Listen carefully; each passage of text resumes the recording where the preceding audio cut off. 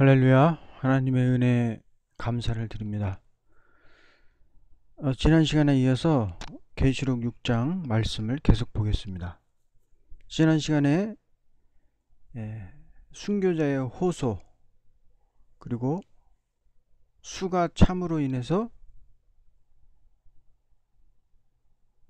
수가 찰 때까지 잠시만 더 쉬라, 11절 말씀에 그 말씀을 공부하다가 지난 시간을 마쳤고요. 그래서 잠깐 이어서 거기에 대한 말씀을 하겠습니다. 우리가 지난 시간에 순교자들이 하나님의 제단 아래서 호소를 한다 그랬죠. 뭐라고 호소합니까? 땅에 살고 있는 그들을 심판하시어 우리의 피를 갚아주실 날이 얼마나 남았나이까 하고 큰 음성으로 막 제단 앞에서 호소를 한다는 거예요. 이 순교자들이 흰 옷을 입고 제단 앞에서 하나님 앞에 그렇게 막 호소를 한다는 거예요.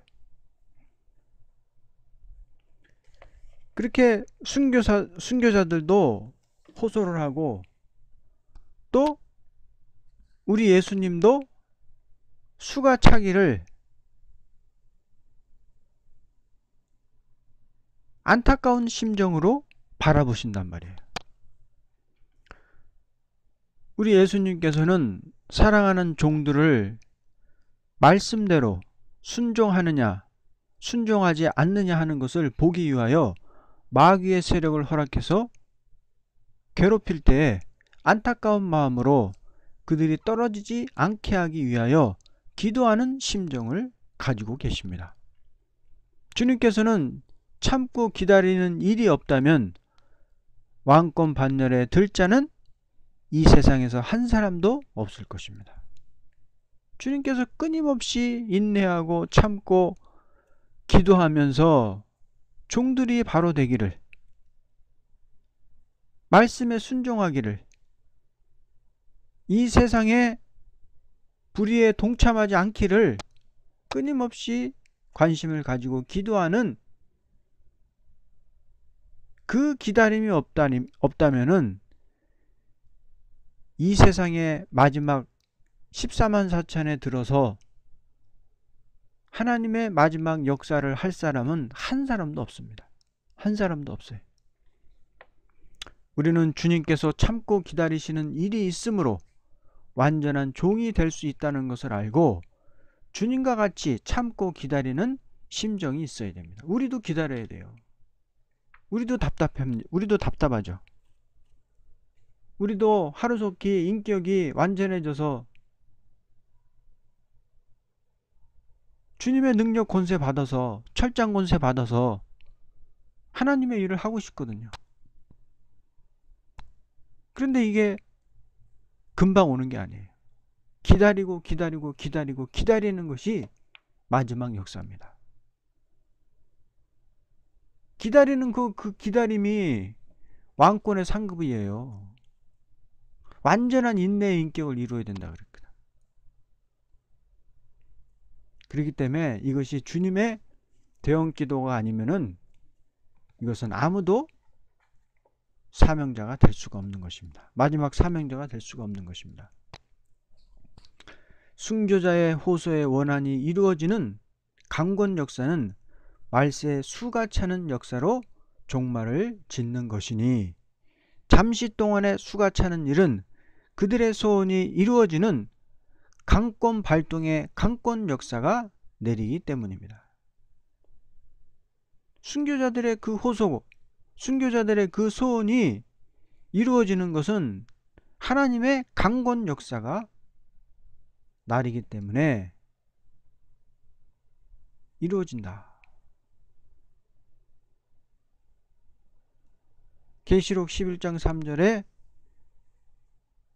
전 3년 반 동안 예언하는 역사가 마지막 역사인데요. 11장 3절에 그랬죠. 내가 나의 두 증인에게 권세를 주리니. 두 증인은 누구예요? 마지막 사명자 14만 4천을 대표해서 두 증인이라 그랬죠. 그러면 그들이 굵은 베옷을 입고 1260일을 예언하리라. 마지막 1260일을 예언함으로 인해서 하나님의 알곡을 모으는 역사가 완전히 끝나버린단 말이에요. 그럼 3년 반인데 1260일 3년 반 동안 그 역사가 예언하는 역사가 있음으로 인해서 마지막 역사가 끝이 나는데, 그게 하나님의 강권 발동, 강권 역사가 아니면은 그게 이루어지겠습니까? 전 세계에 지금 인구가 75억인데 75억의 인구를 한 정도 알곡 하나도 남기지 않고 다 모아야 되는데, 3년 반 동안 다 모아야 되는데 그게 가능하냐고요. 하나님의 순교자의 호소를 듣고 그 호소의 소원을 이루기 위해서는 강권적인 역사, 신과 같이 쓴다 그랬거든요. 하나님이 스가랴 12장에 신과 같이 써가지고 원수를 질그릇 깨트리는 것 같은 역사로 재앙으로 땅을 치면서 입에서 불을 토해가면서 역사한다 그랬죠. 11장에, 계시록 11장에. 그런 역사는 바로 하나님의 강권 역사로만 이루어진다. 그 14만 4천의 종들을 강권으로 끌어다가 강권으로 고쳐가지고 인격을 완전히 개조시켜가지고 완전한 인격을 만들어가지고 강권으로 붙들어 쓰는 거예요. 다시 말하자면 누가복음 14장 23절에 나가서 강건하여 데려다가 혼인석을 채우라는 말씀과 동일한 것입니다. 이 말씀과 동일한 거예요. 누가복음 14장을 한번 보겠습니다. 누가복음 14장. 주와 함께 앉아 식사하는 사람들 중에 하나가 이 말을 듣고 주께 말씀드리기를, 하나님의 나라에서 빵을 먹을 사람은 복이 있나이다 하더라. 하나님의 나라에서 빵을 먹을 사람이라 그랬죠. 그때 주께서 그에게 말씀하시기를, 이 말씀을 하시니까 이제 주님이 비유를 하시는 거예요. 어떤 사람이 성대한 저녁을 마련하고 많은 사람을 초대하였더니, 저 저녁을 마련했는데 집에서 그냥 저녁, 일반 가정집에서 저녁 먹듯이 그런 저녁이 아니죠. 온갖 산의 진비가 다 있는 큰 잔치를 벌여놓고 성대하게 저녁을 마련하고 초대했단 말이에요. 식사 시간이 되어 초대한 사람들에게 자기 종들을 보내어 말하기를, 오소서, 모든 것이 다 준비되었나이다. 모든 것이 다 준비됐다는 거예요. 이것은 뭘 말하는 것이냐? 이것은 주님과 더불어 먹고 마시자는 거예요. 물질적인 것이 아니란 말이에요. 하늘의 것으로 먹고 마시는 만찬. 예? 계시록 3장 20절에 나오죠. 내가 문 밖에서 두드리노니 누구든지 문을 열면 그는 나와 더불어 먹고 나는 그와 더불어 먹으리라 그랬죠. 그런 만찬이에요. 주님과 더불어 하늘의 것으로 먹고 마시자는 거예요. 왜?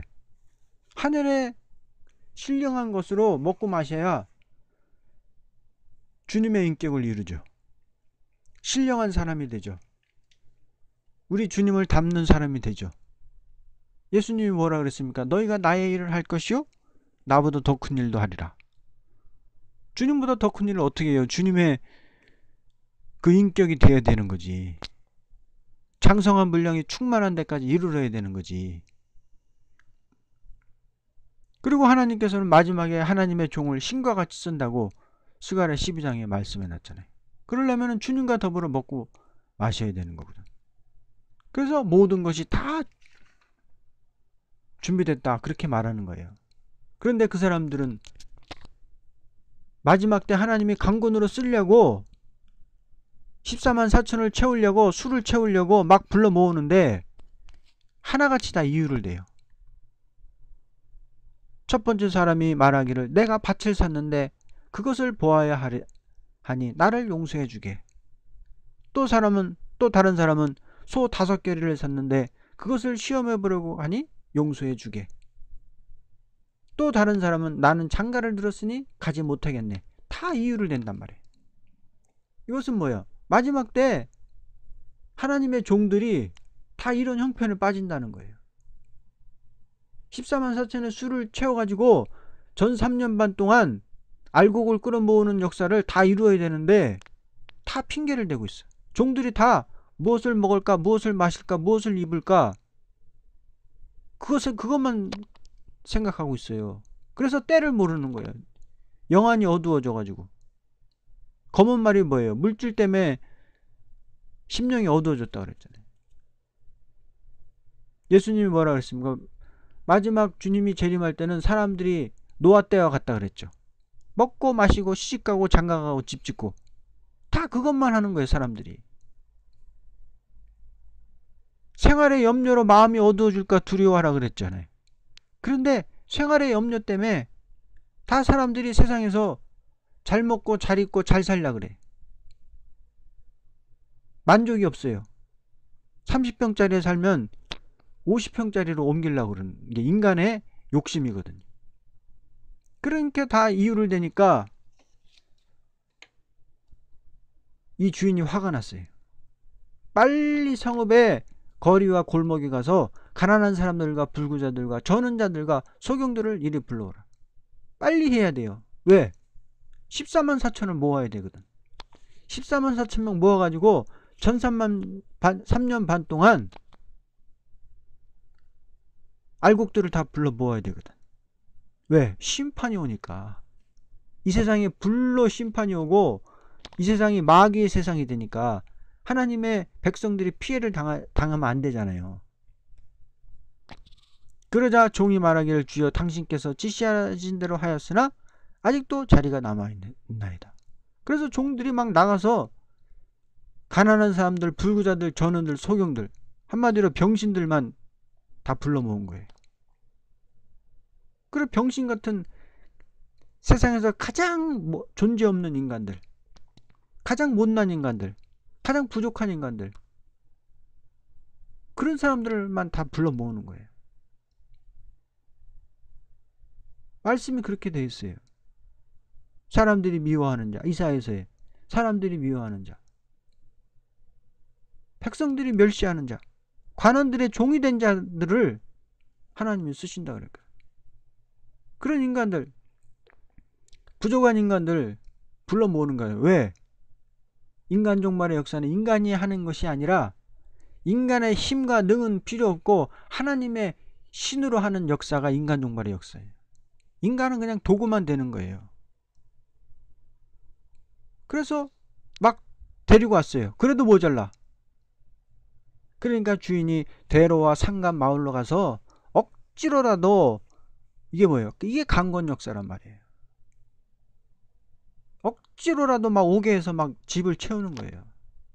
이게 마지막 왕국 건설을 이루는데 하나님의 강권적인 역사로만 수가 차는 거예요. 그렇게 해서 14만 4천을 모은다는 거예요. 강권으로. 내가 너희에게 말하노니 전에 초대되었던 그 사람들은 아무도 내 저녁을 맛보지 못하리라. 이 사람들은 주님의 것을 먹고 마실 수가 없어요. 주님의 만찬은 우리를 완전케 하는 그런 만찬이거든. 하늘의 신령한 것을, 능력과 권세를 부어주는 그런 만찬이거든. 마지막 때 하나님의 종들을 완전케 해서 신과 같이 만들어서 철장 권세를 줘서 원수를 질그릇 깨트리듯이 깨트려 부수면서 재앙으로 땅을 치면서 입에서 불을 토하면서 하늘을 닫아 비 오지 못하게 하면서 그런 능력을 하면서 하는 게 마지막 역사인데 그 주님께 받아야 돼요. 주님께 받으려면 어떻게 돼요? 주님과 더불어 먹고 마셔야 되잖아요. 그래서 이러한 역사가 마지막 때 순교자들의 호소를 듣고 그 소원을 이루어주는 강권 역사가 바로 이러한 역사다.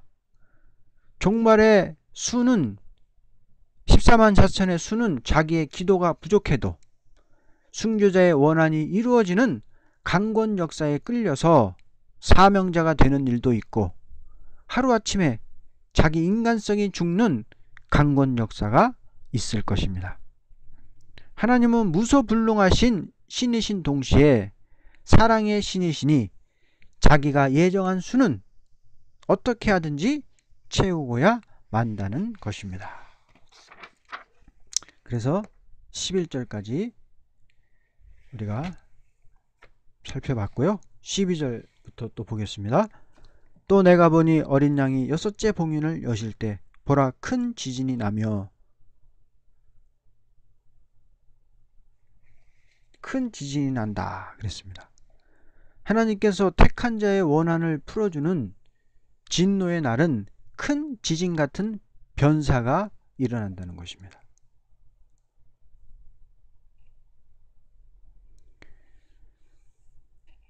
큰 지진 같은 변사가 일어나고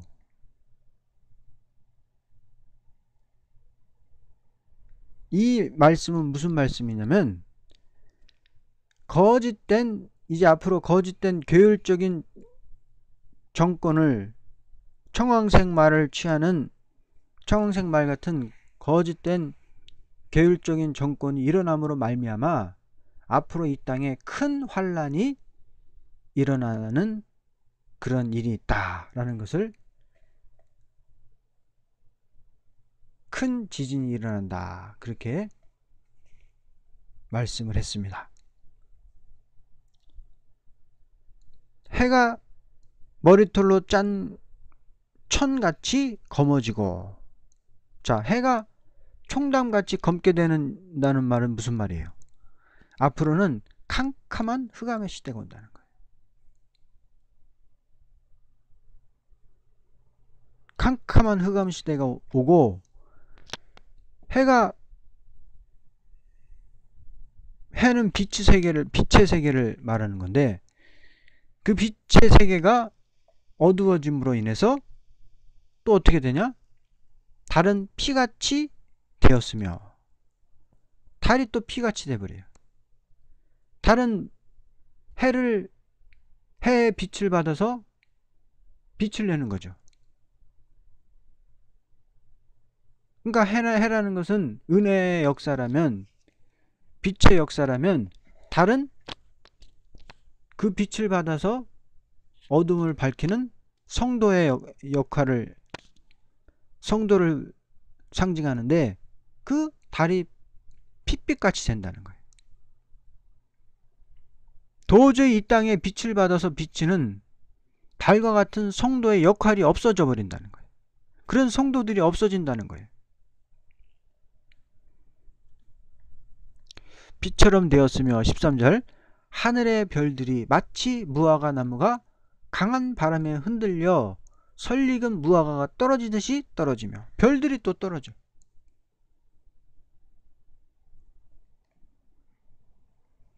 별들이라는 건 뭘 말하는 겁니까?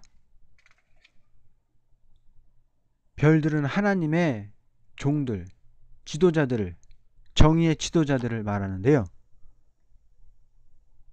하나님께서 이날까지 수많은 별빛같이 빛나는 종들을 보내어 많은 사람을 진리의 빛으로 인도하게 하여 복음운동을 전개시켰습니다. 그러나 이제부터는 전세계 인류를 악한 자 손에 맡겨서 적그리스도가 권세를 잡는 시대가 온다 라고 그렇게 말씀을 했습니다. 그래서 별들이 떨어지는 것은 옳은 지도자가 권리를 박탈당하는 그런 일이 앞으로 있을 것이다. 그러니까 빛의 세계도 껌껌해지고 성도도 역할이 없게 되고 하나님의 종들도 권리를 박탈당하는 그런 일이 앞으로 벌어진다는 것입니다. 14절에 하늘은 두루마리 같이 말려서 쓸려가고 모든 산과 섬도 제자리에서 옮겨졌으니, 하늘이 종이축같이 말려 들어가는 것은 뭐예요? 이 땅의 은혜로운 일은 다 걷어가고 진노가 오는 날인데, 각 산과 섬이 제자리를 떠난다는 것은 인간의 모든 계급이 없어지는 혼돈 시기가 오고 보니 인간의 정권을 잡은 자들이나 경제의 세력을 잡은 자나 강한 자나 약한 자나 다 공포 속에서 떨면서 어쩔 줄을 모르는 진노의 날이라는 것입니다. 산이라는 것은 권세를 말하는 거잖아요.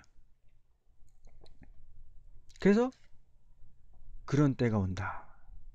다시 말하면 사람들이 자기의 위치를 잃는다는 거예요. 자기의 위치를 잃어버려요. 이 말씀이 이사야 24장 1절 이하를 보면 이 말씀이 나오는데요.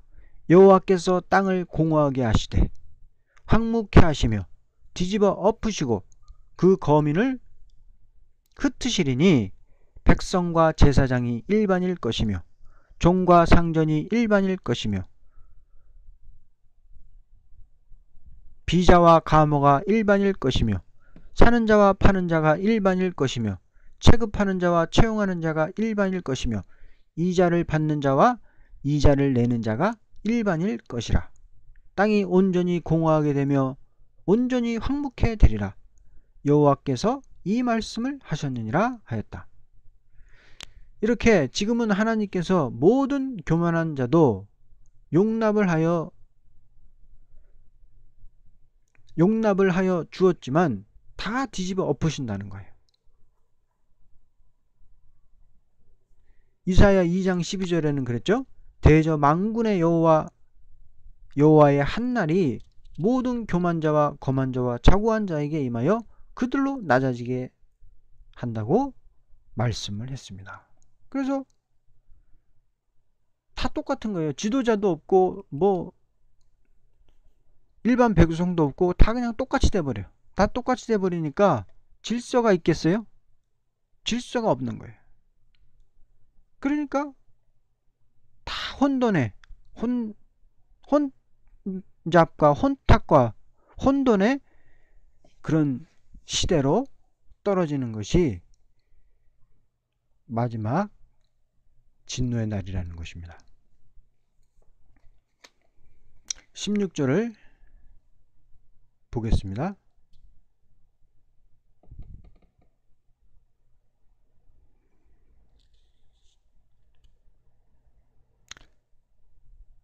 세상에 15절이죠. 세상의 왕들과 귀족들과 부자들과 장군들과 권세 있는 자들과 모든 종과 모든 자유인이 각각 토굴과 산들의 바위 틈에 숨어서 산들과 바위에게 말하기를 우리 위에 떨어져 보호자에 앉으신 분의 얼굴과 어린 양의 진노에서 우리를 숨기라. 그렇게 말씀했습니다. 이 말씀은 무슨 말씀이냐면 어린 양의 진노를 사람들이 뭐라 그래요? 왕들과 왕이나 종이나 무슨 자유인이나 다 뭐라 그래요? 산들과 바위에게 말하기를 우리 위에 떨어져서 보좌에 앉으신 분의 얼굴이 누구예요? 하나님이죠. 하나님의 얼굴과 어린 양의 진노에서 우리를 숨기라. 이것은 무슨 말이냐? 후의 막심이에요. 하나님의 말씀을 믿지 않고 14만 4천의 종들의 말을 듣지 않고 세상에 빠져가지고 맨날 밭이나 살고 밭이나 사고 소나 사고 장가나 가고 시집가고 집이나 짓고 그렇게 세상에서 살아가다가, 그리고 청황생말에 미혹된 말에 미혹돼 가지고 살아가다가 하나님의 진노가 내리니까 뭐예요? 후회 막심이죠. 하나님의 종들의 예언대로 다 이루어져 버렸어. 그러니까 그 말씀을 듣지 않는 후회가 밀려오는 거예요. 그리고 공포. 하나님의 진노가 얼마나 무섭습니까? 그 수치 때문에 우리를 가리우라는 거예요. 너무나 부끄러워서 가리라는 거예요. 우리를 숨겨달라 그거예요. 17절입니다. 이는 그분의 진노의 큰 날이 임하였으니 누가 감히 설 수 있으리요. 누가 능히 설겠습니까? 도저히 감당할 수가 없다는 거예요. 하나님의 그 진노, 어린 양의 그 진노 앞에서는 아무도 피할 수가 없어요. 감당할 수가 없어요. 요엘서 2장 11절의 말씀입니다. 여호와께서 그 군대 앞에서 소리를 발하시고 그 진은 심히 크고 그 명령을 행하는 자는 강하니 여호와의 날이 크고 심히 두렵도다. 당할 자 누구이랴 하였습니다. 이날까지 모든 인간들 하나님을 두려워하지도 아니하고 죄를 마음대로 지고 살며 자기 힘을 의지하는 무리들은 이 날을 당하여 두려워 떨며 울어보았던들 후회하여 보았던들 아무 소용이 없다는 것입니다. 오늘 17절 6장 17절 말씀까지 배웠습니다. 다음 시간에는 요한계시록 7장 말씀을 가지고 다시 또 찾아뵙겠습니다. 감사합니다.